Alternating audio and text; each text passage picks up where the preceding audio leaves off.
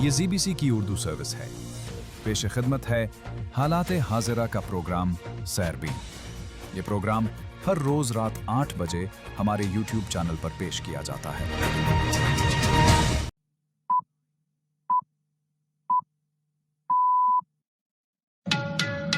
سنیچر 8 نومبر کے سیربین سے جاوید چودھری کا سلام۔ آج سیربین میں پیش کیے جانے والے اہم موضوعات: پاکستان میں 27ویں آئینی ترمیم کی وفاقی کابینہ سے منظوری، فیلڈ مارشل، نیول اور ایئر چیف کے اعزازی عہدوں کی تجویز، پاکستان اور افغانستان کے مذاکرات مکمل ڈیڈ لاک کا شکار۔ جانیے ٹرمپ کی دھمکیوں اور مخالفت کے باوجود نیو یارک نے زہران ممدانی کو کیوں منتخب کیا۔ مس میکسیکو سے بدتمیزی پر مس یونیورس مقابلے میں شریک خواتین کا واک آؤٹ، اور ٹیکساس میں ٹرین اور ٹرک میں ٹکر، بڑا حادثہ بال ٹل گیا۔ اور جانیے عالمی درجہ بندی میں انڈین پاسپورٹ کی مسلسل گراوٹ کی وجہ کیا ہے۔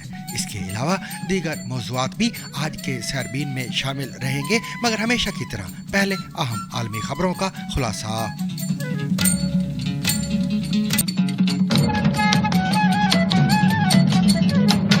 پاکستان کے وفاقی وزیر قانون اعظم نذیر تارڑ نے کہا ہے کہ وفاقی کابینہ نے مجوزہ 27ویں آئینی ترمیم کی منظوری دے دی ہے، جس کے بعد اسے سنیچر کو سینٹ آف پاکستان میں پیش کیا جائے گا۔ سنیچر کو وفاقی کابینہ کے اجلاس کے بعد میڈیا سے گفتگو کرتے ہوئے اعظم نذیر تارڑ کا کہنا تھا کہ آئینی عدالت کے قیام سمیت دیگر معاملات پر پاکستان پیپلز پارٹی سمیت دیگر اتحادی جماعتوں نے اتفاق کیا ہے۔ اپنے جو اتحادی ہیں بشمول پاکستان پیپلز پارٹی، متحدہ قومی موومنٹ، پاکستان مسلم لیگ، IPP، بلوچستان عوامی پارٹی، ان تمام لوگوں سے مشاورت وزیر اعظم صاحب نے کی۔ الگ الگ مشاورت کے بعد آئینی عدالت کے قیام کا اس پہ اتفاق رائے ہوا ہے۔ تجویز یہ کیا گیا بل میں کہ جو ججز ٹرانسفر ہے وہ جوڈیشل کمیشن آف پاکستان کے سپرد کی جائے، اور اس میں اضافہ یہ کیا گیا ہے کہ جس ہائی کورٹ سے جج صاحب کی ٹرانسفر ہونا ہے یا وہ خواہش مند ہیں، اور جس ہائی کورٹ میں انہیں بھجوانا ہے یا وہ جانا چاہ رہے ہیں، ان دونوں ہائی کورٹس کے چیف جسٹس صاحبان بھی اس عمل کا حصہ ہوں گے، اس میٹنگ کا حصہ ہوں گے۔ آرٹیکل 243 کے اندر جو اپوائنٹمنٹس ہیں ان کے طریقہ کار کو، اور جو کچھ عہدے ہیں جو کہ پہلے آرمی ایکٹ میں تھے، ایئر چیف کے لیے اور نیول چیف کے لیے بھی اس کے پیرلل عہدے موجود ہیں۔ یہ تجویز دی گئی ہے کہ یہ جو اعزاز آپ نیشنل ہیروز کو ان اعزازات سے نوازتے ہیں، تو یہ آیا ان کے ساتھ تاحیات رہنا چاہیے۔ ان کا یہ بھی کہنا تھا کہ آرٹیکل 243 میں دفاعی امور سے متعلق ترامیم کی تجویز دی گئی ہے، جس میں فیلڈ مارشل، نیول اور ایئر چیف کے اعزازی عہدوں کا آئین میں ذکر شامل کرنے کی بھی تجویز ہے، جبکہ عسکری کمانڈ کے معاملات قانون کے مطابق ریگولیٹ ہوں گے۔ اعظم نذیر تارڑ کا یہ بھی کہنا تھا کہ حالیہ پاکستان اور انڈیا کشیدگی سے اہم اسباق سیکھے گئے ہیں، اس لیے فیلڈ مارشل، نیول اور ایئر چیف کے اعزازی عہدوں کو آئین میں شامل کرنے اور قومی ہیروز کو اعزازی ٹائٹلز دینے کی تجویز بھی مسودے میں شامل ہے۔ ان کا کہنا ہے کہ میثاق جمہوریت میں بھی وفاقی آئینی عدالت کے قیام کا ذکر تھا، لہٰذا اس پر اب عمل درآمد کیا جائے گا۔ اعظم نذیر تارڑ کا یہ بھی کہنا تھا کہ ان ترامیم پر اپوزیشن جماعتوں کو بھی اعتماد میں لیا جائے گا، جبکہ خواہش یہ ہے کہ سینٹ میں اس بل کو پیش کرنے کے بعد اسے مشترکہ کمیٹی میں بھیجا جائے تاکہ ہر شق پر تفصیلی بحث ہو سکے۔ اعظم نذیر تارڑ کا کہنا تھا کہ بل میں سینٹ انتخابات ایک ہی روز میں کروانے کی تجویز بھی شامل ہے۔ ان کا دعویٰ تھا کہ 2/3 اکثریت کے ساتھ یہ آئینی ترامیم منظور کرا لی جائیں گی۔ پاکستان کے وزیر دفاع خواجہ آصف نے کہا ہے کہ استنبول میں پاکستان اور افغانستان کے مذاکرات مکمل طور پر ڈیڈ لاک میں ہیں اور پاکستانی وفد واپس آ رہا ہے۔ ان کا کہنا تھا کہ افغان وفد زبانی طور پر ہمارے موقف کو تسلیم کر رہا تھا، مگر تحریری یقین دہانی دینے پر آمادہ نہیں تھا، لہٰذا اگلے دور کی کوئی امید نظر نہیں آتی۔ خواجہ آصف نے واضح کیا کہ اگر دوبارہ ان کی سرزمین سے کارروائیاں ہوتی ہیں تو پاکستان مناسب اور مؤثر جواب دے گا۔ دیکھیں، اس وقت بالکل آپ صحیح کہہ رہے ہیں، اس وقت کمپلیٹ ڈیڈ لاک ہے اور ایک انڈیفینٹ سے قسم کے فیز میں جو مذاکرات جو ہے داخل ہو گئے ہیں. پہلے تو یہ تھا نا کہ 2 جو راؤنڈز ہوئے اس کے بعد جو ہے طے پایا تھا کہ ترکی میں جو مزید مذاکرات ہوں گے, لیکن یہ دوبارہ کسی گراؤنڈ کے پروگرام کے بغیر جو ہے وہ تعطل کا شکار ہو گئے ہیں, اور اس وقت کوئی دوبارہ یا تیسرا چوتھا راؤنڈ جو ہے اس کی کوئی نہ پروگرام ہے اور نہ اس کی اس وقت کوئی امید ہے. اور پاکستان نے شکر گزار ہے پاکستان ترکی کا بھی اور قطر کا بھی, تو انہوں نے نہایت خلوص کے ساتھ, سنسیرٹی کے ساتھ, کمٹمنٹ کے ساتھ جو ہے ثالثوں کا رول ادا کیا, اور وہ ہمارا موقف جو ہے اس کی بالکل اس کی لاجک کے لیے اس کا جو سٹینڈ ہے اس کا سچائی جو ہے اس کی بالکل حمایت کرتے ہیں, اور انہیں پوری کوشش کی, اور بغیر لکھائی پڑھائی کے ایون جو افغان وفد تھا وہ بھی ہمارے موقف کے ساتھ جو ہے مور اور لیس جو ہے وہ ایگری کرتا تھا, لیکن لکھنے پہ جو ہے وہ راضی نہیں تھے. وہ ہماری زبانی کلامی کہہ رہے تھے کہ ہم پہ اعتبار کیا جائے, جس کی کوئی گنجائش نہیں ہے. بین الاقوامی جو بھی مذاکرات ہوتے ہیں ان کی شکل جو ہے الٹیمیٹلی جو ہے وہ تحریر میں سامنے آتی ہے. دوسری جانب افغان طالبان نے مذاکرات کی ناکامی کا الزام پاکستان پر عائد کرتے ہوئے کہا ہے کہ پاکستانی وفد نے مذاکرات میں غیر ذمہ دارانہ رویہ اپنایا اور سیکیورٹی کی تمام ذمہ داریاں افغانستان پر ڈالنے کی کوشش کی. طالبان نے افغانستان کی سرزمین کو کسی دوسرے ملک کے خلاف استعمال نہ کرنے کے اصول پر زور دیتے ہوئے خبردار کیا کہ کسی قسم کی جارحیت کا بھرپور جواب دیا جائے گا. نیو یارک شہر کے نئے میئر زوران ممدانی نے انتخابات جیت کر تاریخ رقم کر دی ہے, تاہم اب ان کا اصل امتحان شروع ہو گیا ہے. انہیں اپنی انتخابی مہم کے دوران عوام سے کیے گئے وعدے پورے کرنے ہیں. امریکی صدر ڈونلڈ ٹرمپ پہلے ہی ان کے سخت مخالف ہیں اور کہہ چکے ہیں کہ ان کے لیے ایک ایسے نیو یارک کو فنڈز دینا مشکل ہوگا جہاں زوران ممدانی میئر ہوں. سوال یہ ہے کہ ٹرمپ کی دھمکیوں اور مخالفت کے باوجود نیو یارک نے زوران ممدانی کو کیوں منتخب کیا؟ اس سوال کا جواب جاننے کی کوشش کی ہے ہماری ساتھی عالیہ نازکی نے. Zoran Mamdani. Zoran Mamdani. Zoran Mamdani. The name is Mamdani. M-A-M-D-A-N-I. Mamdani. Thank you.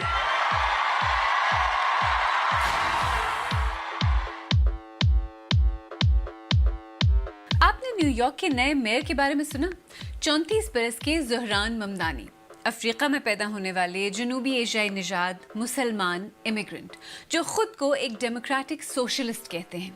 آبادی کے لحاظ سے امریکہ کے سب سے بڑے شہر نیو یارک کی تاریخ کے پہلے مسلمان میئر. زہران ممدانی کو 50% سے زیادہ ووٹ ملے اور ان کے مخالف امیدوار اینڈرو کومو نے تقریباً 42% ووٹ حاصل کیے. ویسے تو وہ اس الیکشن کے لیے ڈیموکریٹک پارٹی کے امیدوار تھے, لیکن کہا یہ جا رہا ہے کہ انہیں ووٹ پارٹی کی وجہ سے کم اور ان کی پالیسیز اور نیو یارک کے مسائل پر ان کے پروگریسو اور عوامی موقف کی وجہ سے زیادہ ملے. اور حقیقت تو یہ ہے کہ 1-8 سال پہلے امریکہ سے باہر تو دور, شاید امریکہ کے اندر بھی زہران ممدانی کا نام بہت کم لوگ جانتے تھے, اور اب حال یہ ہے کہ زہران ممدانی کا نام امریکہ کے اندر اور باہر ہر طرف سنا جا رہا ہے.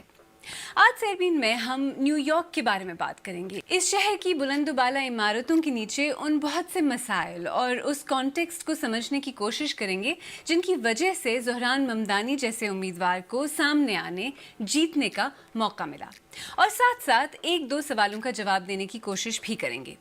زہران ممدانی امریکی سیاسی منظرنامے پر اچانک کہاں سے نمودار ہوئے, اور انہوں نے اتنی جلدی نیو یارک کے لوگوں کا دل کیسے جیتا, اور کیا ان کی جیت صرف ایک پروگریسو امیدوار کی جیت ہے, اور کیا اس کے اثرات صرف نیو یارک تک ہی محدود رہیں گے؟ زہران ممدانی کی کیمپین, ان کی پالیسیز اور ان کے سٹانسز پر بات کرنے سے پہلے آئیں اس شہر کو اور اس کے مسائل کو سمجھنے کی کوشش کرتے ہیں جس کے میئر وہ منتخب ہوئے ہیں, نیو یارک. اچھا, یہاں آپ کو یہ بھی بتاتے چلیں کہ نیو یارک شہر امریکہ کی جس ریاست میں ہے اس کا نام بھی نیو یارک ہے, اور یہ شہر اس ریاست کے جنوب مشرقی کونے میں واقع ہے. یہ وہی جگہ ہے جہاں ہڈسن ریور اٹلانٹک اوشن سے ملتا ہے. یہ ایک ڈینسلی پاپولیٹڈ یعنی گنجان آباد شہر ہے جہاں ہر اسکوائر میل پر 29,000 سے زیادہ لوگ رہتے ہیں۔ اس کا موازنہ اگر لاہور سے کریں تو لاہور کی ڈینسٹی نیو یارک کے مقابلے میں تقریباً آدھی ہے۔ لاہور میں ایک اسکوائر میل پر تقریباً 16,000 لوگ رہتے ہیں۔ تو اس زیادہ آبادی کی طرح نیو یارک کے مسائل بھی زیادہ ہیں۔ یہاں گھروں کے کرائے بہت زیادہ ہیں۔ نیو یارک سٹی گورنمنٹ کے مطابق 67% لوگ کرایہ دار ہیں۔ عوامی سہولیات کے اداروں پر بہت بوجھ ہے، مثلاً ٹرانسپورٹ، صحت اور تعلیم وغیرہ۔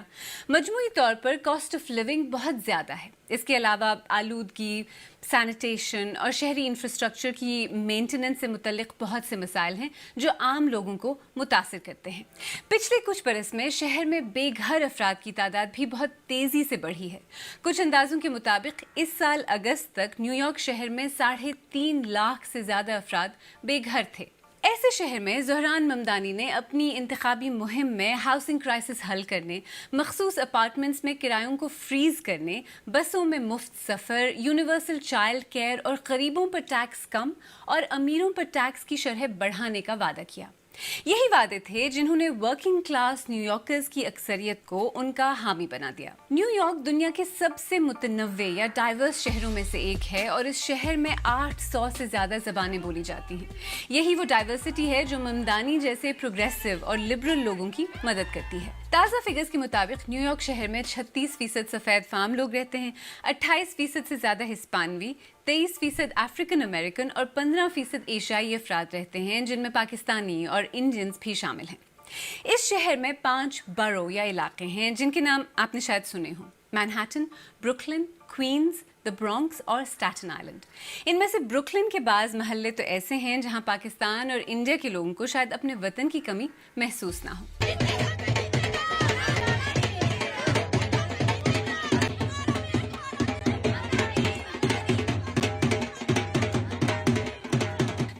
ممدانی کی وہ کون سی پالیسیز تھیں، ان کی کیمپین میں ایسا کیا تھا کہ وہ اتنی جلدی اتنے مقبول ہو گئے؟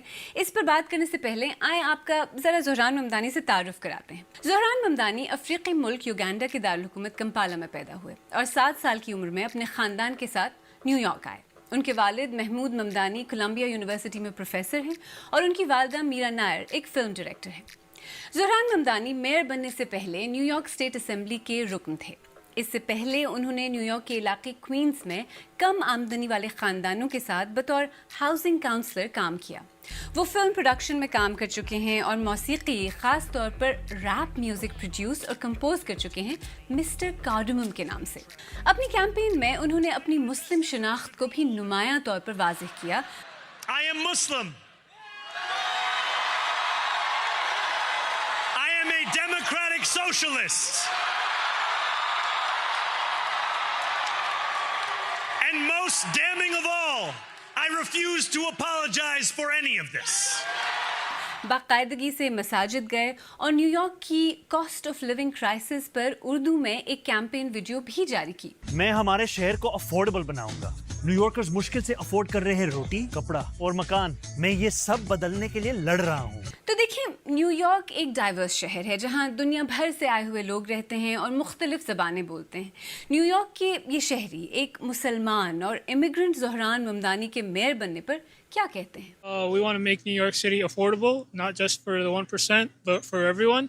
And I'm really happy that that is one of his main targets that he's going for. I think the reason was just because he was trying to get to understand the youth in ways that the other people couldn't. For example, he went to talk to people from schools and was grabbing the attention of youngsters from social media. So I just think social media was a big aspect in it, and since his team was doing an amazing job or whatever, he definitely won their vote just by doing that. I could not feel more excited. I and thousands of other Jews for Zohran have worked so hard to make this vision real. What I hope for from him is just a change in the way that the Democratic Party has approached its constituents. For too many years, they've taken our votes for granted. Dhahran Mamdani نے اپنی انتخابی مہم کے دوران اسرائیل کے بارے میں بھی کھل کر بات کی اور غزہ میں اسرائیلی کارروائیوں کو فلسطینیوں کی نسل کشی قرار دیا۔ لیکن کئی مواقع پر وہ یہ واضح کر چکے ہیں کہ اسرائیل پر تنقید اور اینٹی سیمیٹزم دو الگ الگ چیزیں ہیں. وہ عام یہودیوں کے مخالف نہیں بلکہ اسرائیل کی مخالفت کرتے ہیں. ان کی سیاست میں اسلاموفوبیا کی ہی طرح اینٹی سیمیٹزم کی بھی کوئی گنجائش نہیں. And we will build a city hall that stands steadfast alongside Jewish New Yorkers and does not waver in the fight against the scourge of anti-Semitism. Dhahran Mamdani جیت تو گئے لیکن یہاں تک پہنچنے کے لیے ان کا سفر کوئی آسان نہیں تھا.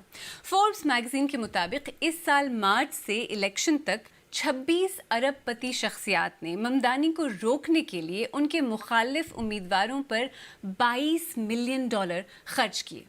ان 26 میں سے 16 ارب پتیوں کا تعلق نیو یارک سے ہے. تو زہران ممدانی کی انتخابی مہم کیسی رہی اور اس دوران انہیں روکنے کی کیا کیا کوششیں ہوئیں؟ میں نے اسی بارے میں نیو یارک میں صحافی سلیم رضوی سے بات کی. تو یہ پرائمری سے ہی شروع ہو گئے تھے. بلومبرگ صاحب جو بلومبرگ کمپنی کے مالک ہیں مائیکل بلومبرگ, تو وہ انہوں نے پرائمری میں بھی دیا, کومو صاحب کو بھی دیا اور پھر جنرل الیکشن میں بھی کومو صاحب کو, اور ان سے جو منسلک ایسی آرگنائزیشنز تھیں پولیٹیکل ایکشن کمیٹیز جو کہ یا تو ممدانی کے خلاف تھیں, ان کی مخالفت کرتی تھیں, یا کومو کو سپورٹ کرتی تھیں, ان کو دیے.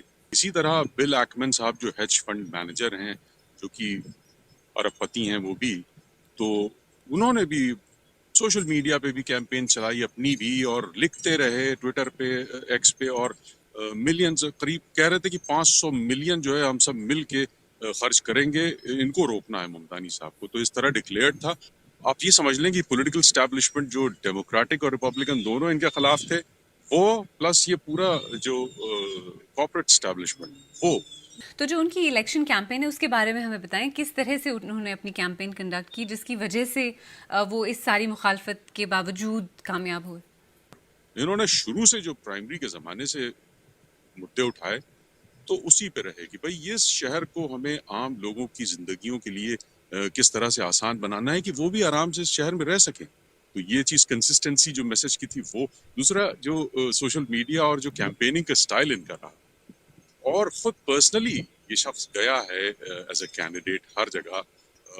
مثلاً کئی جگہ جو الیکشن سے 1-2 دن پہلے یہ اپنا رات میں پہنچ گئے. لاگارڈیا ایئرپورٹ جو ہے وہاں پہ ٹیکسی کی لائن لگی ہوتی ہے ظاہر راؤنڈ دا کلاک وہاں, تو وہاں پہ پہنچ گئے, ڈرائیور سے مل رہے ہیں اور کہہ رہے ہیں کہ بھائی آپ لوگ کیسے ہیں, یہ وہ ساری چیزیں جو کہ ان کے بہت سے تو ان کے جاننے والے رہے ہیں اس میں, چونکہ یہ موومنٹ سے جڑے رہے. ٹیکسی ڈرائیورز کی جو بھی اسٹرائک وغیرہ ہوتی تھی یہ جاتے تھے, اس میں شامل رہتے تھے. خود ہاسپٹل گئے, نائٹ شفٹ والوں سے ملے.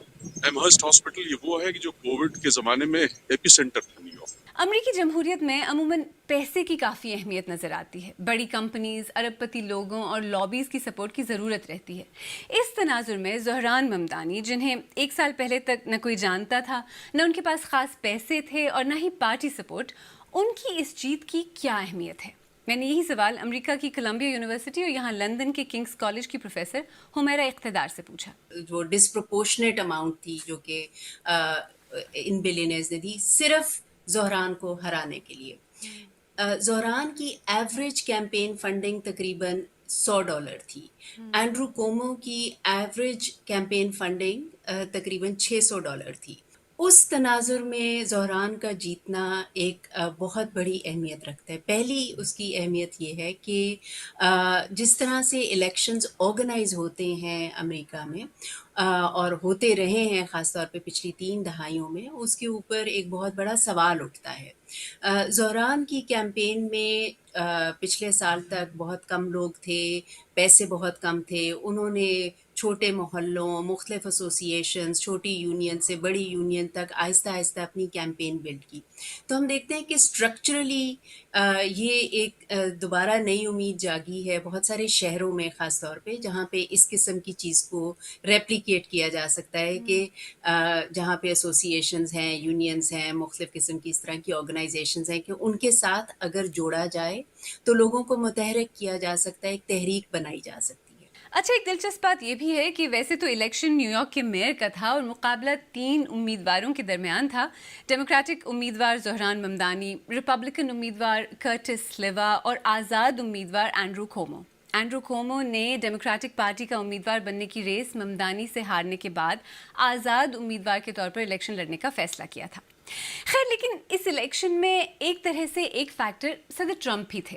He's the communist, not socialist. Communist. He's far worse than a socialist. صدر ٹرمپ نے نہ صرف بار بار زہران ممدانی کے بارے میں کہا کہ وہ کمیونسٹ ہیں، بلکہ الیکشن سے پہلے ایک طرف اینڈرو کومو کے لیے اپنی حمایت کا اعلان کیا تو دوسری طرف یہ بھی کہا کہ اگر ممدانی نیو یارک کے میئر بن جاتے ہیں تو صدر ٹرمپ نیو یارک شہر کے لیے کم سے کم فیڈرل فنڈنگ بھیجیں گے. If you have a communist running New York, all you're doing is wasting the money you're sending there. So I don't know that he's won, and I'm not a fan of Cuomo one way or the other, but if it's going to be between a bad Democrat and a communist, I'm going to pick the bad Democrat all the time, to be honest with you.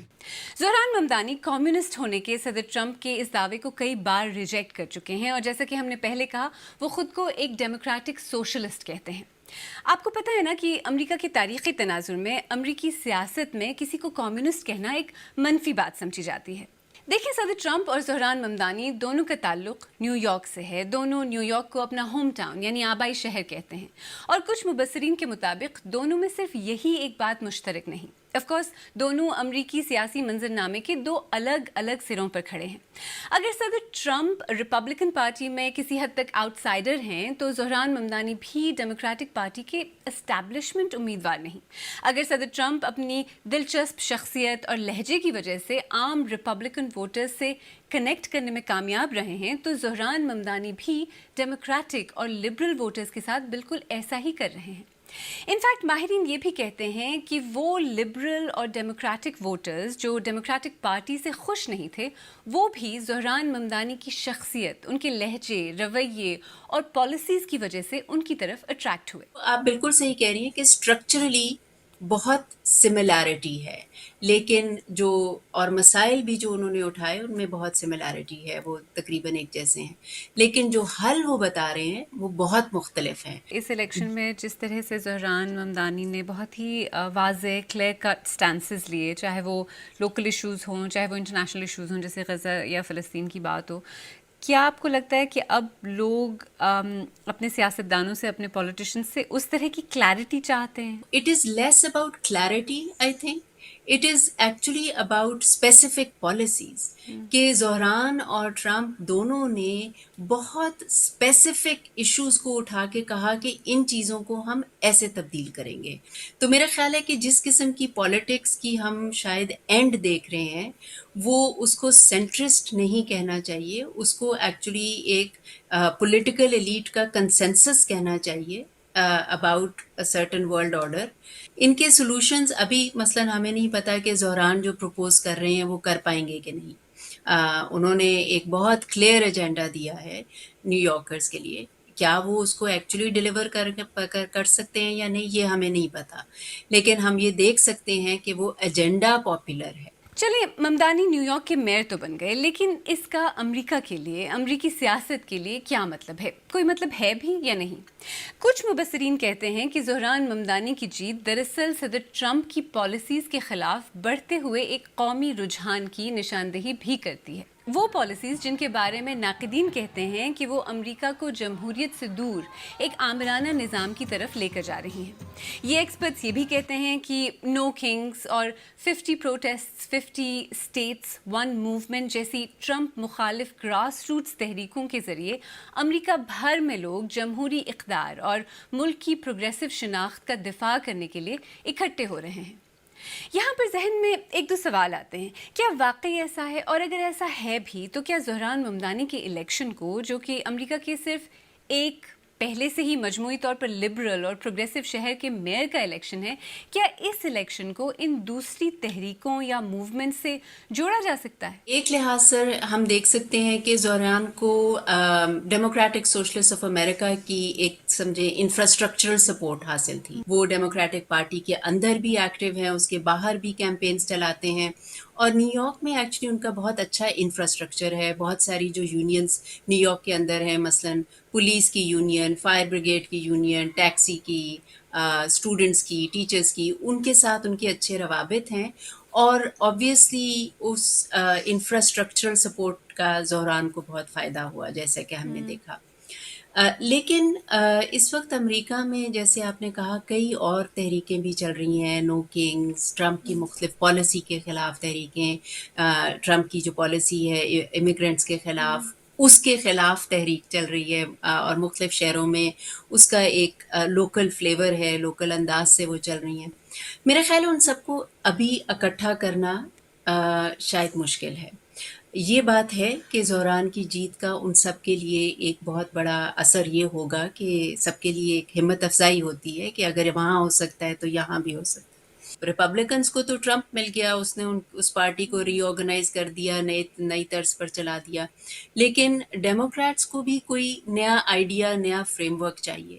اب بحث democrats کے اندر ہوگی. Programme کے آغاز میں ہم نے 2 سوال پوچھے تھے. زہران ممدانی امریکی سیاسی منظرنامے پر اچانک کہاں سے نمودار ہوئے اور انہوں نے اتنی جلدی نیو یارک کے لوگوں کا دل کیسے جیتا، اور کیا ان کی جیت صرف ایک پروگریسو امیدوار کی جیت ہے؟ کیا اس کے اثرات صرف نیو یارک تک ہی محدود رہیں گے؟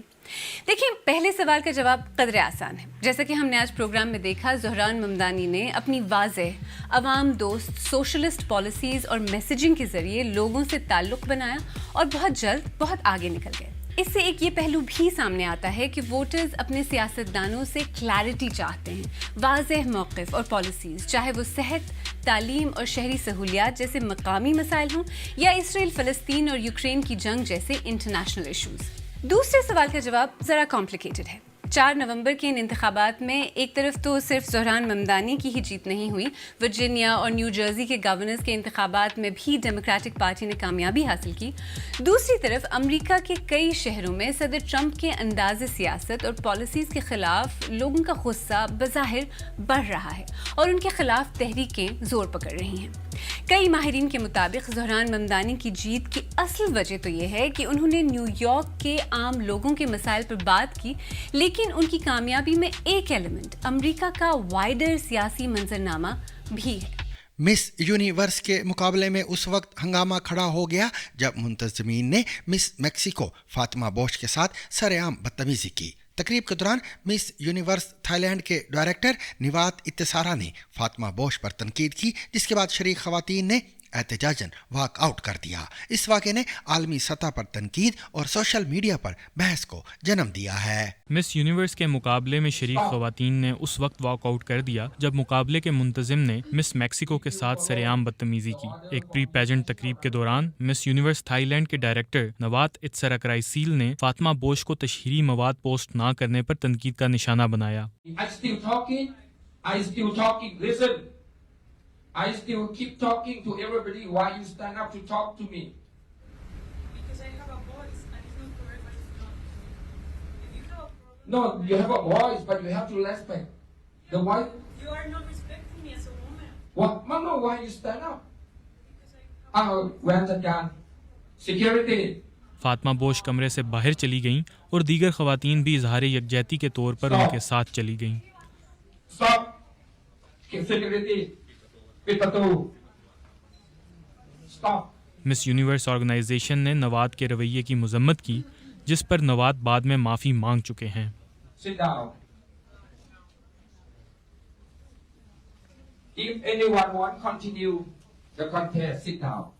امریکی ریاست ٹیکساس میں ایک ٹرین گاڑیاں لے جانے والے ٹرک سے ٹکرا گئی. خوش قسمتی سے کسی جانی نقصان کی اطلاع نہیں ملی، تاہم حادثے کے بعد علاقے میں ٹریفک متاثر ہوئی اور حکام نے تحقیقات کا آغاز کر دیا ہے تاکہ تصادم کی وجوہات معلوم کی جا سکیں.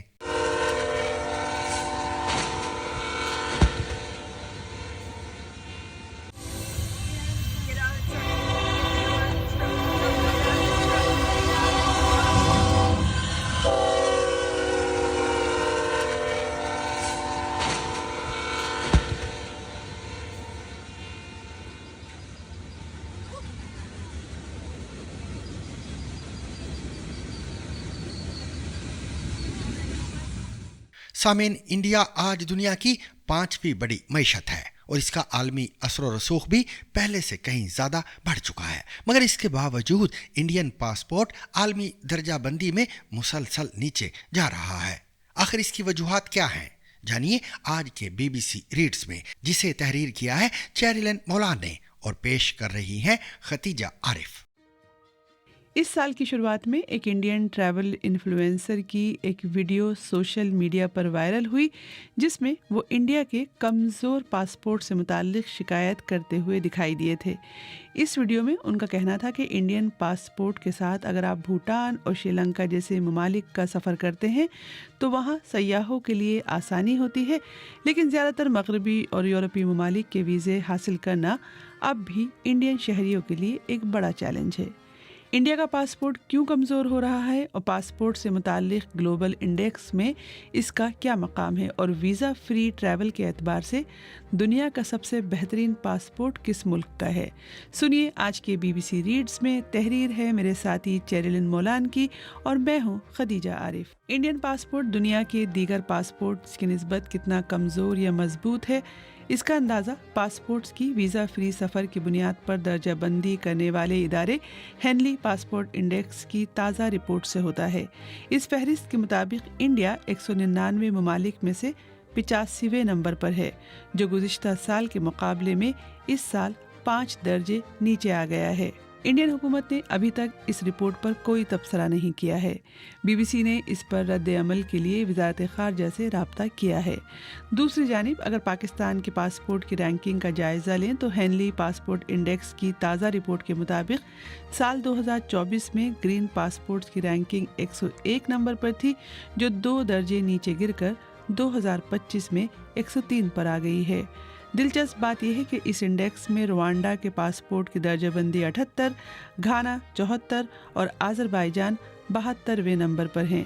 ये वो ममालिक हैं जिनकी मईशतें इंडिया के मुकाबले में कहीं छोटी हैं, जबकि इंडिया का शुमार दुनिया की 5वीं बड़ी मईशत वाले मुल्क में होता है।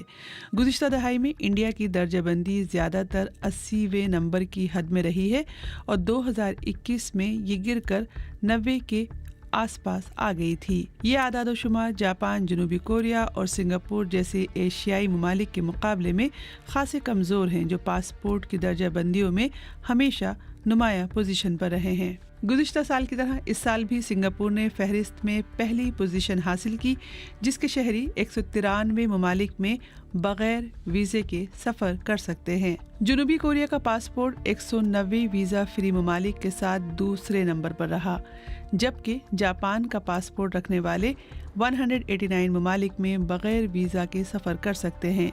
दूसरी जानिब इंडिया का पासपोर्ट रखने वाले शहरी सिर्फ 57 ममालिक में बगैर वीज़े के दाखिल हो सकते हैं, बिल्कुल उसी तरह जैसे मोरितानिया के शहरी, जो इंडेक्स में इंडिया के साथ 85वें नंबर पर मौजूद है। तो अब बात कि किसी मुल्क का पासपोर्ट स्ट्रॉन्ग है या कमज़ोर, इसका तयन कैसे होता है। पासपोर्ट की मजबूत हैसियत किसी मुल्क के आलमी असर व रसूख की अक्कासी करती है। ये शहरियों के लिए बेहतर नक़्ल व हरकत, कारोबारी या मालूमाती मौक़े हासिल करने का भी ज़रिया बनती है। इसके बरक्स कमज़ोर पासपोर्ट का मतलब ज़्यादा कागज़ी कार्रवाई, महंगे वीज़े, महदूद सफरी सहूलतें और इन सब के साथ साथ तवील इंतज़ार है। तो इंडिया के पासपोर्ट की रैंकिंग कम होने का मतलब क्या है? दर्जाबंदी में कमी के बावजूद गुज़िश्ता दहाई के दौरान इंडिया के शहरियों के लिए वीज़ा फ्री ममालिक की तादाद में इजाफा हुआ है। मिसाल के तौर पर 2014 में जब वज़ीर आज़म नरेंद्र मोदी की भारतीय जनता पार्टी इक़्तिदार में आई तो उस वक्त 52 ममालिक इंडिया के शहरियों को वीज़ा फ्री दाखिले की इजाज़त देते थे और उस वक्त इंडिया का पासपोर्ट इंडेक्स में 76वें नंबर पर था। इसके एक साल बाद इंडिया 85वीं पोजीशन पर जा पहुंचा। फिर 2023 और 24 में इसमें कुछ बेहतरी आई और पासपोर्ट 80वें नंबर पर आ गया, लेकिन इस साल दोबारा 85वीं पोजीशन पर गिर गया। इस दौरान इंडियन शहरियों के लिए वीज़ा फ्री ममालिक की तादाद 2015 में 52 से बढ़कर 2023 में 60 हो गई और 2024 में 62। 2025 में वीज़ा फ्री ममालिक की तादाद 57 है, जो 2015 के मुकाबले ज़्यादा है, जबकि 2015 और 25 में इंडिया की दर्जाबंदी दोनों बरसों में 85वें नंबर पर रही थी। तो आखिर ऐसा क्यों हुआ? माहिरीन के मुताबिक इंडिया के पासपोर्ट की दर्जाबंदी में तनज़्ज़ुली की बड़ी वजह आलमी सफरी मुसाबकत में इजाफा है, यानी कई ममालिक अपने शहरियों और मईशतों को फ़ायदा पहुँचाने के लिए एक दूसरे के साथ ज़्यादा सफरी मुआहदे कर रहे हैं।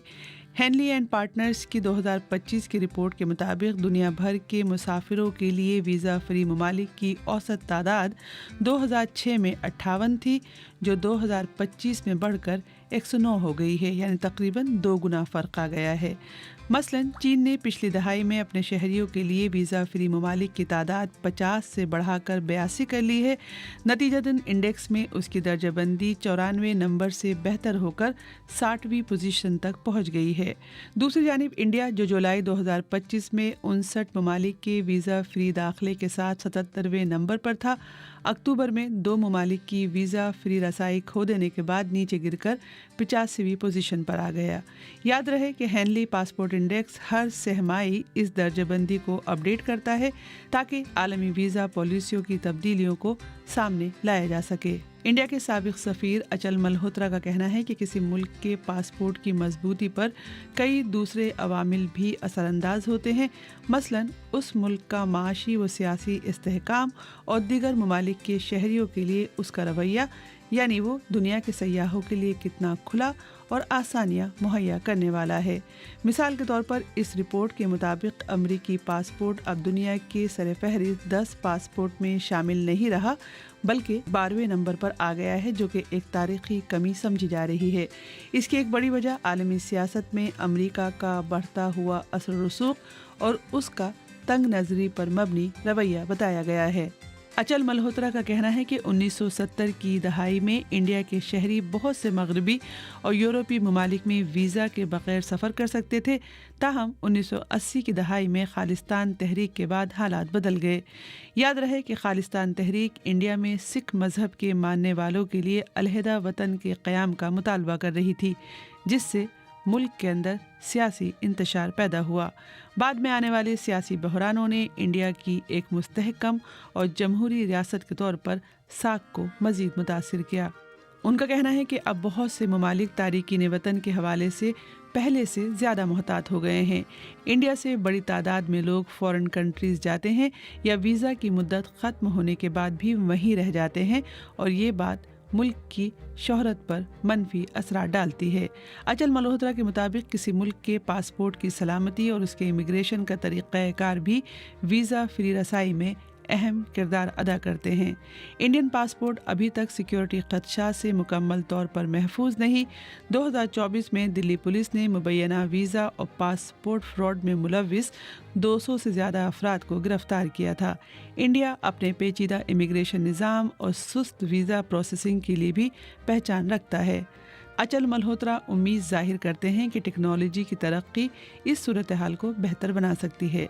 इंडिया ने हाल ही में इलेक्ट्रॉनिक पासपोर्ट या ई पासपोर्ट मुतारिफ कराया है, जिसमें एक छोटी सी चिप नस्ब है जो बायोमेट्रिक मालूमात महफूज रखती है, और इससे पासपोर्ट को जाली या छेड़छाड़ से महफूज बनाना मुमकिन होता है। लेकिन उनके बकौल इंडिया के शहरियों का आलमी सफरी आज़ादी बढ़ाने और पासपोर्ट की दर्जाबंदी बेहतर करने के लिए अब भी सबसे अहम चीज़ सिफारती कोशिशें और दो तरफ़ा सफरी मुआहदे हैं। और सामीन, इसके साथ ही आज का सैरबीन अपने इख्तिताम को पहुंचा। मुझे और मेरी पूरी टीम को कल तक के लिए इजाज़त दीजिए, लेकिन इजाज़त लेने से कबल अब तक की खास खबरें।